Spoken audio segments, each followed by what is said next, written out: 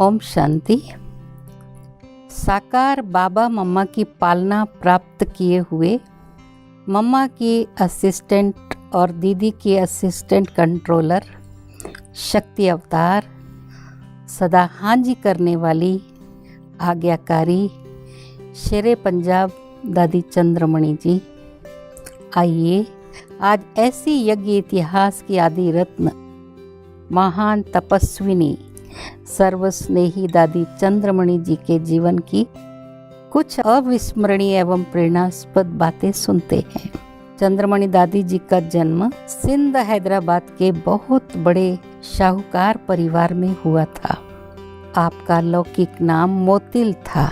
आपके पिता दादा रतन चंद्र जमटमल सुल्तानी कपड़ों व बिस्तरों के बड़े व्यापारी थे। उनकी कोलंबो श्रीलंका में 3 बड़ी दुकानें थी। आपकी कोठी जहाज के रूप में बनी हुई 3 मंजिला शाही इमारत थी। आपका परिवार दान, पुण्य, भक्ति आदि के लिए प्रसिद्ध था। आपके पिता रत्नचंद्र और माता सीता ने 9 बच्चों में आप 7वें नंबर की थी। आप 9 भाई बहनों में से 4 बहनें ईश्वरी यज्ञ में समर्पित हुई। लक्ष्मी, टिक्कन दादी हृदय पुष्पा, मोतिल दादी चंद्रमणि और पारी। आपकी लौकिक बड़ी बहन थी दादी हृदय पुष्पा। आप बाल्यकाल में बहुत भक्ति करती थी। आपने 10वीं कक्षा तक की पढ़ाई की थी। आप स्कूल में ड्रिल और खेल कूद में बहुत अच्छी थी। आप ग्रंथ साहब का अध्ययन किया करती थी। आपका एक लौकिक भाई था जिसने कम उम्र में ही शरीर छोड़ा था और आपकी बड़ी बहन हृदय पुष्पा के भी पति ने अपना शरीर छोड़ा था, जिसके कारण घर पर दुख का माहौल था। उसी समय आपको ओम मंडली के बारे में पता चला और आप दादी हृदय पुष्पा के साथ उस सत्संग में गई। उस दिन बाबा अपने चाचा मूलचंद आजवाला के घर में सत्संग कर रहे थे। वहाँ एक बहन भी ध्यान में बैठे कुछ कह रही थी। आप भी वहाँ बैठ गई और कुछ ही समय में देह से न्यारी हो गई। जब आँख खुली तो रात्रि के 10 बज रहे थे। बाबा ने आपको घर जाने को कहा। दूसरे दिन बाबा अपने ही घर पर सत्संग करा रहे थे और मातेश्वरी जी भी वहीं थी। आपने मातेश्वरी को पहले अपने स्कूल में भी देखा हुआ था। वे आपके लौकिक पिता की संबंधी थी। वहाँ बहुत सुंदर स्वर में उन्होंने गीत सुनाया और आप उससे और भी प्रभावित हो गई।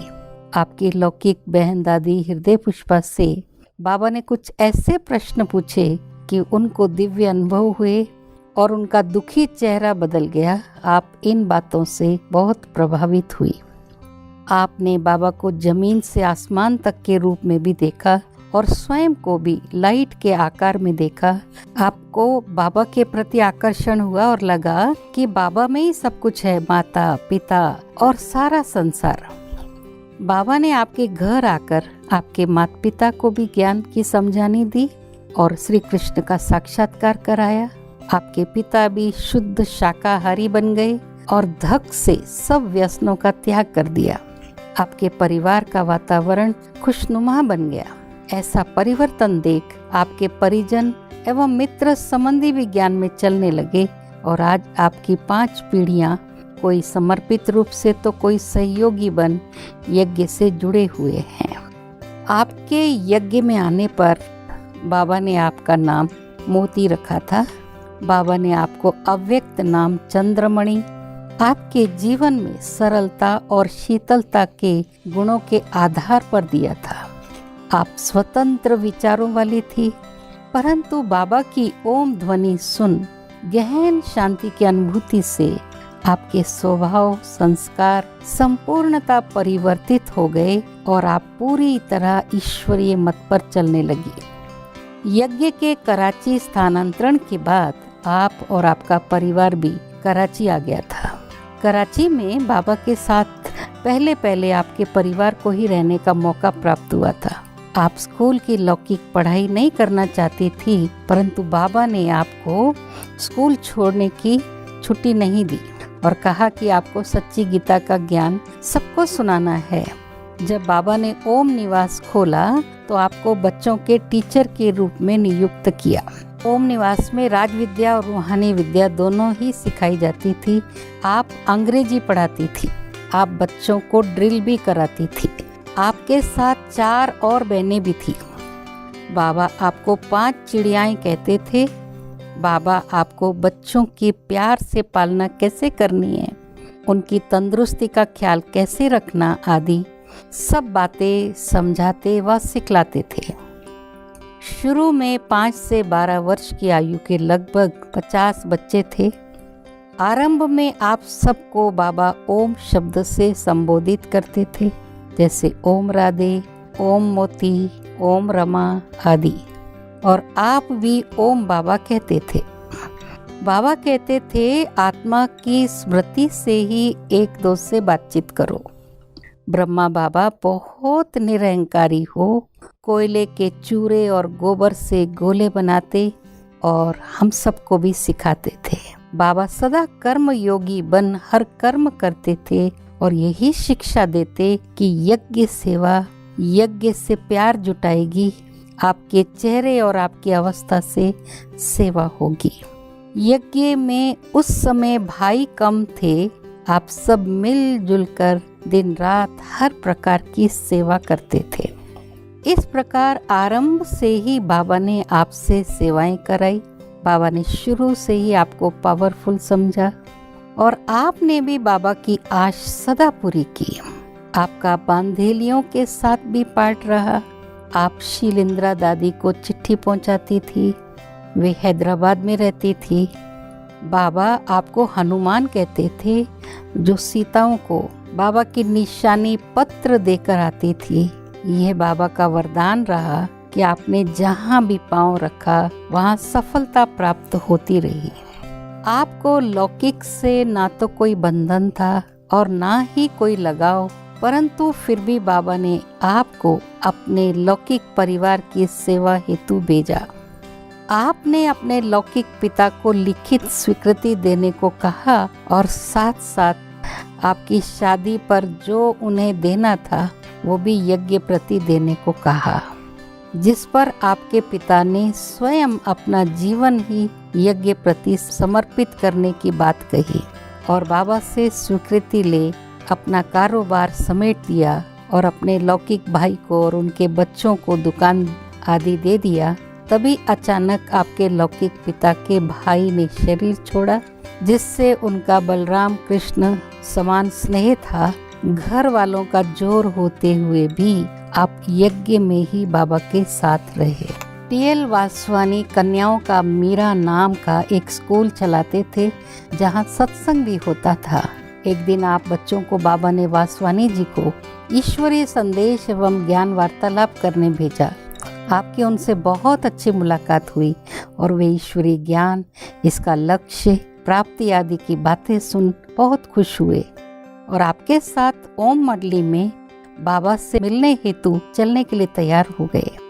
परंतु उनके अनुयायियों ने उन्हें इस डर से नहीं जाने दिया कि उन पर भी ओम मंडली का प्रभाव पड़ जाएगा और बाद में उन्होंने भी ओम मंडली के खिलाफ पिकेटिंग की।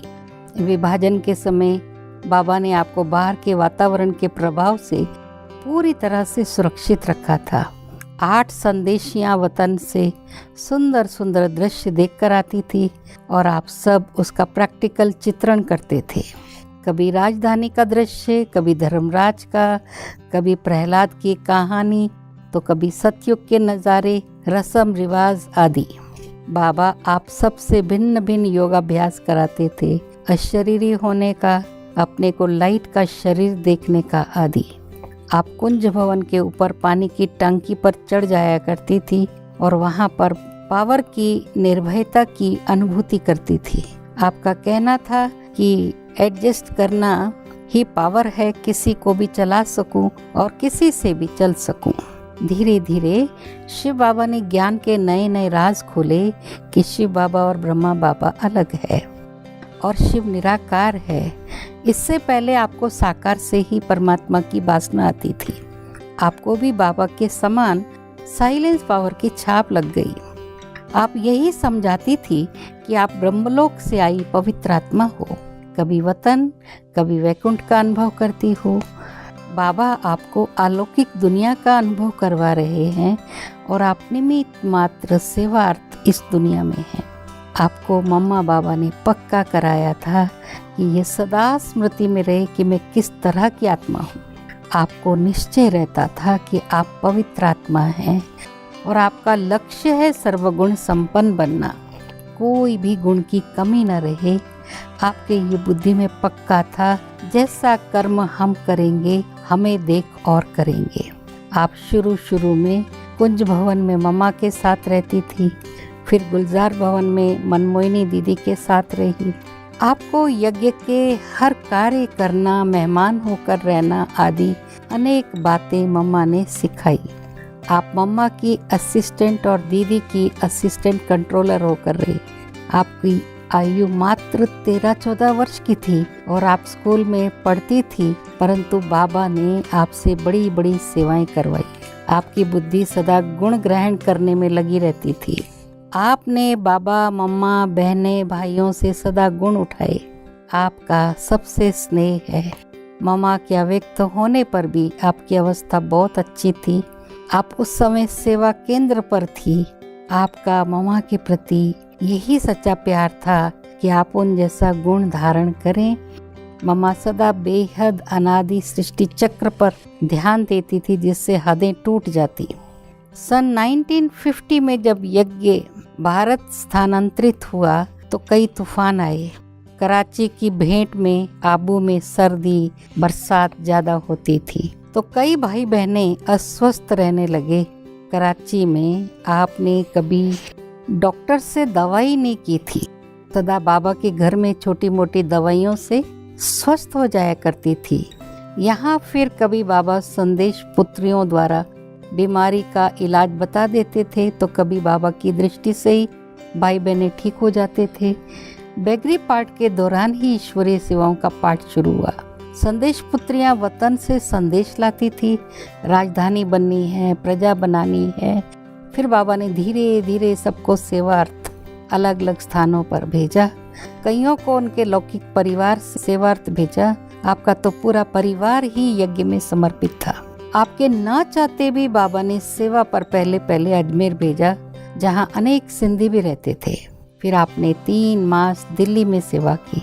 उसके बाद आप अमृतसर सेवा पर गई। वहाँ वेदांत सम्मेलन था, दादी जान की भी वहीं थी। आपने पंजाब की सेवाओं की नींव डाली और फिर सेवाओं के विस्तार पंजाब, हरियाणा, हिमाचल और जम्मू कश्मीर की तरफ हुआ। आपको भी सेवा के विस्तार के साथ बहुत परिस्थितियों का सामना करना पड़ा। जैसे सिंध में विरोध एवं हंगामे हुए, उसी प्रकार पंजाब में भी पवित्रता को, खान पान को लेकर कई फसाद हुए, परंतु आपने हिम्मत और बाबा की श्रीमत से सब सहज पार कर लिया। आपने शिव शक्ति बन सब कुछ बहुत धैर्यता एवं प्रेम से संभाला। आपने हापुड़ में भी 2-3 मास रह सेवाएं की।